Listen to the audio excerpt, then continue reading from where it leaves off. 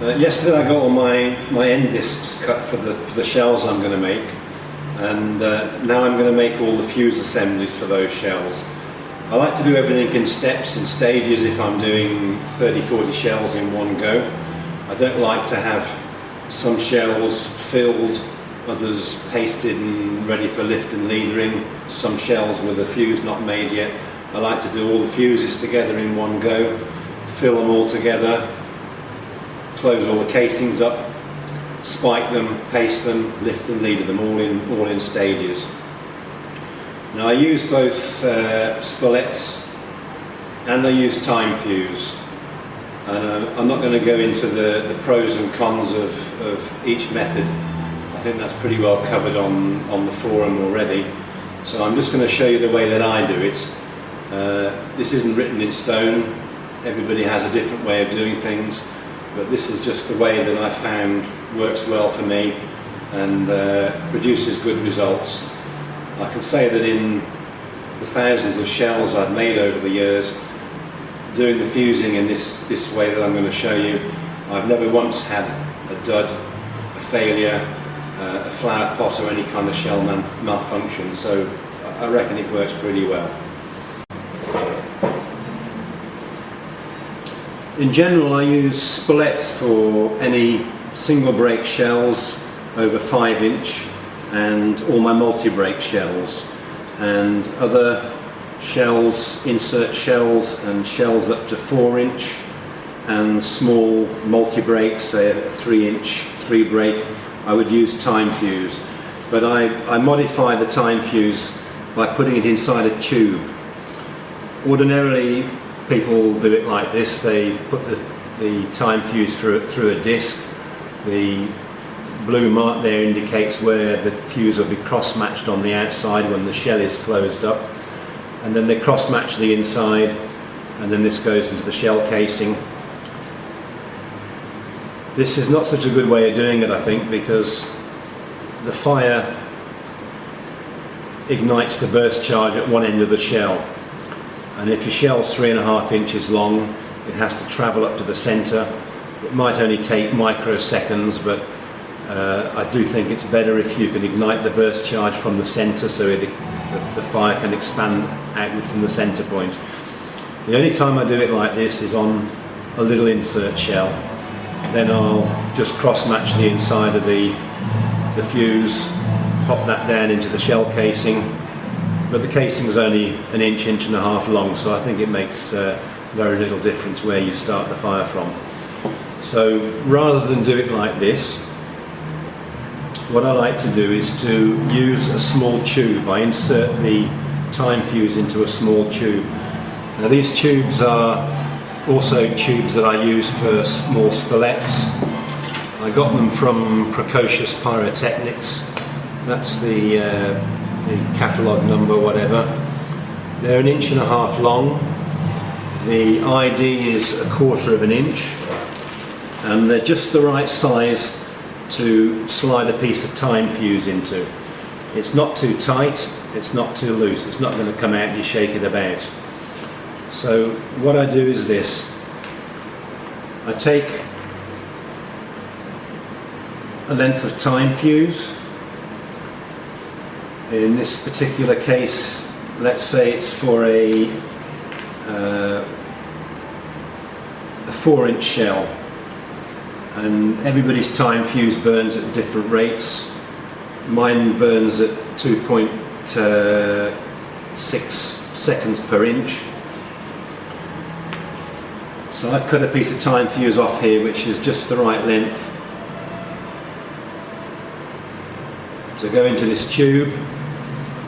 The 1.5 inches gives me about 3.9 seconds, and when I put it in the tube, the end of the time fuse is flush with this end, as it happens in this instance, and then I would cross match it on the outside here.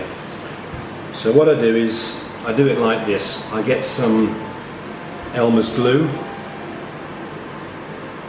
and I put plenty of it all up the shaft of the time fuse here, making sure to cover every part of it.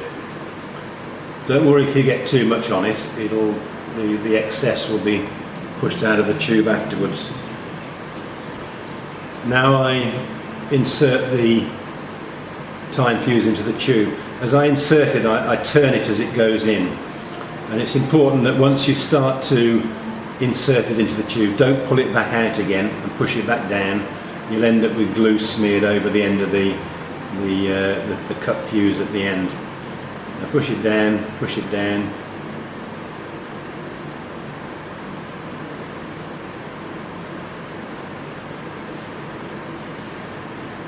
until the fuse is flush with the end there.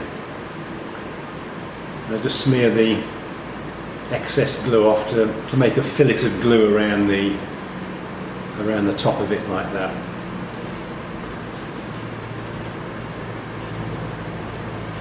This one's already dried, and then what I do then is I insert it into the disc, about 1/4 of an inch, and then I take a little tube which I've pre-rolled, and when I roll this tube I use a piece of paper that's, well, what is it? It's 5 inches long. It's 60-pound craft paper. The shell casing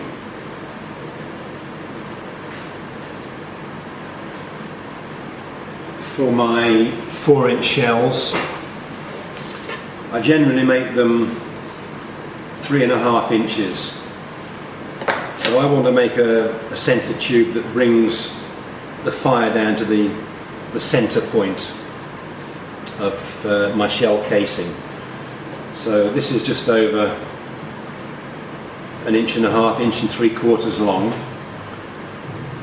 And to roll it, I use one of the little red tubes.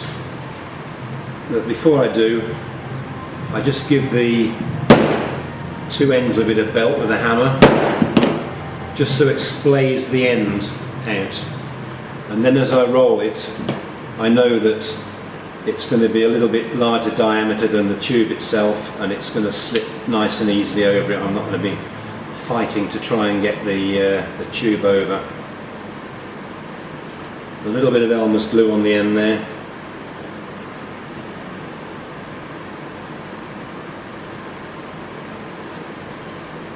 Roll it up tight, and then just use another tube to pop it out. So now I take my tube here, and again I put a fillet of Elmer's glue all around the disc where it meets up with the thing. I pop my disc over the top of that.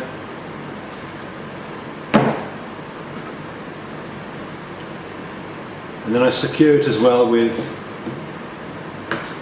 some twine, and I always use tarred twine for tying up anything on my fuses. It's a little messy to work with, and it doesn't slip very easily to form the knot, but once you've got the knot made, it's absolutely 100% secure. It's not going to slip or anything. So I put that down over the end there, I pull it really tight, I lock it off, just chop the excess off, and now just push the whole thing up against the disc nice and tightly. Okay, so now you've got a time fuse inserted into this 1/4 inch tube.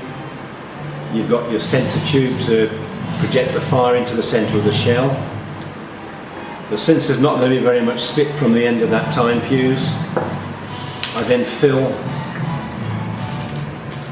the centre tube here with pieces of black match. This black match I've made myself. You can just as easily strip black match from some quick match and use that. Put about 15 strands of that in there.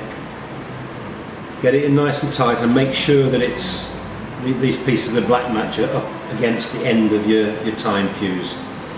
Now just chop it off so it protrudes about 1/4 inch from the tube. And again, using some tarred string,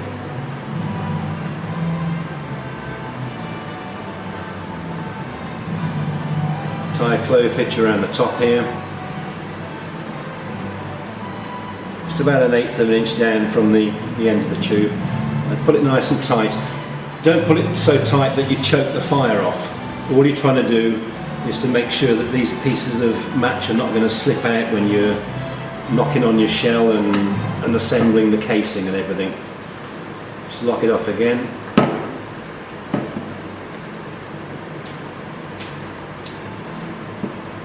Maybe a little bit too long.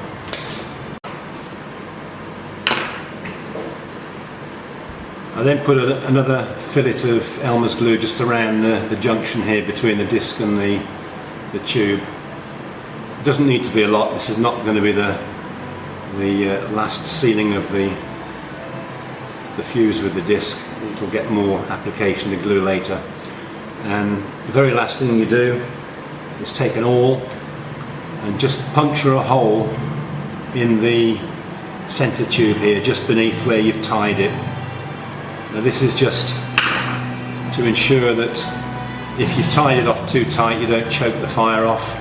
It also makes this little tube assembly here a little bit less explosive.